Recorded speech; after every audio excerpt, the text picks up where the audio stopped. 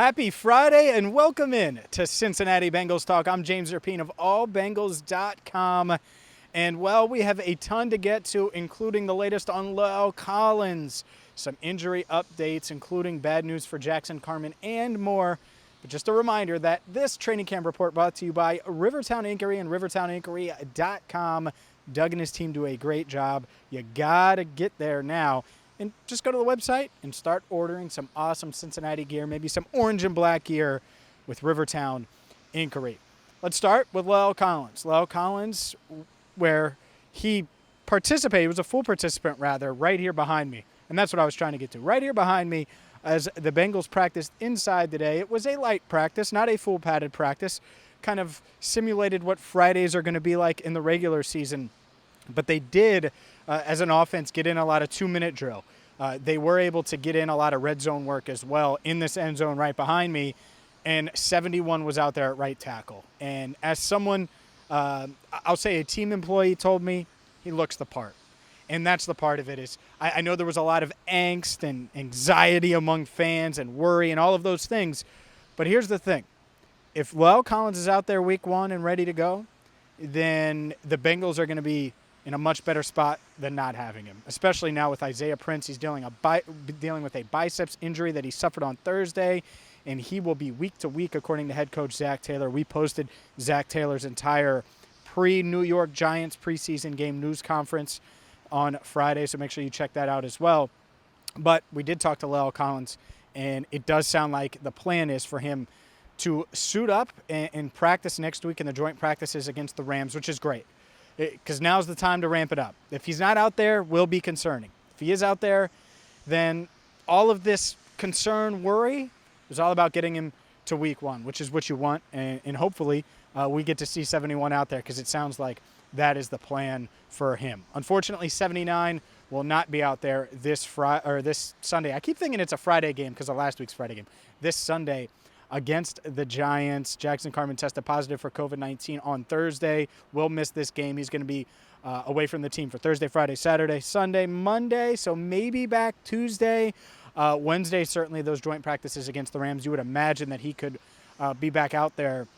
Zach Taylor saying the window is still open for Carman to win that left guard job, but Cordell Volson's firmly in the lead now, got all the first-team reps again today. And so back-to-back days now, all of the first-team reps early in the week was getting a lot of them. So we'll see if he can take full advantage of it. By the way, Lael had a great bit, and I asked him. It was probably the last minute and a half. I asked him a question about Cordell Volson, and then Dave Lapham asked him a question about Cordell Volson. If you missed that, we posted the Lael locker room interview after Friday's practice. You're going to want to watch it just for that part, because it was really, really good stuff there. Other injuries, other notes. Cam Taylor-Britt underwent surgery on Monday. He's week to week, not going to participate in the rest of training camp. So it's not like we're going to see him in the preseason. I did see him in the locker room, gave him a little fist bump, told him to get well soon. Hopefully he can be ready to go week one. That would be a perfect world. Speaking of week one, I don't want to jinx him, but Drew Sample's running really, really hard out here. He was running on the far side and was doing 100-yard sprints, 50 down, 50 back. And it's not everything. Obviously, I think it's an MCL injury. He's got that, and they haven't officially said it. It's obviously a knee injury. I think it's the MCL, which is the inside part of your knee. The thing that you really need to do on those is be able to cut, plant, stop, turn, all of those things. And he wasn't doing that. It was a lot of straight line running. But the fact that he's doing that, he's walking really without any type of limp or anything. He's still got 3 weeks until the regular season opener. So hopefully he can continue to make progress and get ready for Pittsburgh. Zach Taylor said he was week to week as well. So we'll see on that. As far as Sunday's game goes, Joseph Ossai, not expected to play much. I think they've seen all they needed to see from him. And he had a really nice pass defense today during 11-on-11s right here behind me. And that part of it is exciting because I think that he gives them an element, a versatile element. I think he can rush the passer, but I also think he's really good against the run.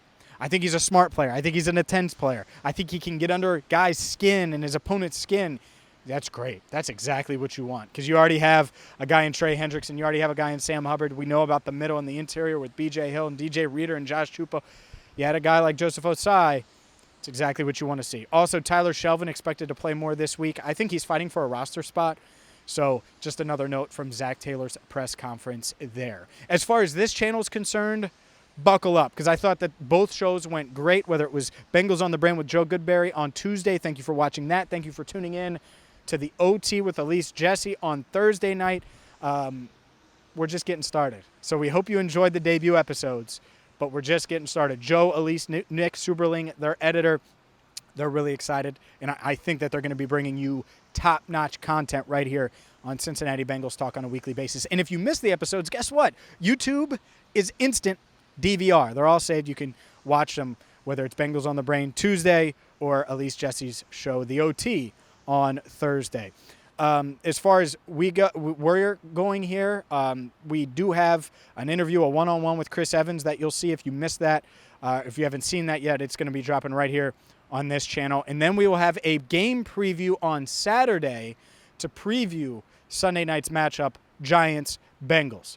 And then, of course, after the game, we'll have plenty of post-game reaction. You'll get my instant reaction and more. And then just like that, boom, we're back into it. Monday, Tuesday, and then joint practices with the Rams. So hit that subscribe button. Tell every Bengals fan you know about Cincinnati Bengals Talk, because this brand, we're growing, and it's all because of you, and I know that. And I will say this, the bummer about today's practice and about every practice moving forward, I'm not going to be able to see the fans.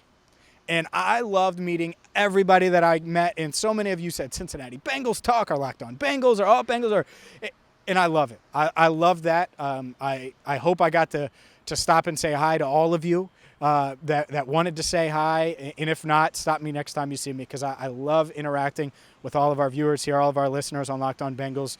You guys are so loyal, so dedicated, and I love it. And it's going to be weird now. It was weird today, empty stadium. We had one practice this week that wasn't open to fans, and I'm like, man, this is how it's going to be from now on. So, yeah, make sure you say hi, and, of course, we'll do some fan events throughout the season. Still plenty of time to plan that out. But I've rambled on long enough.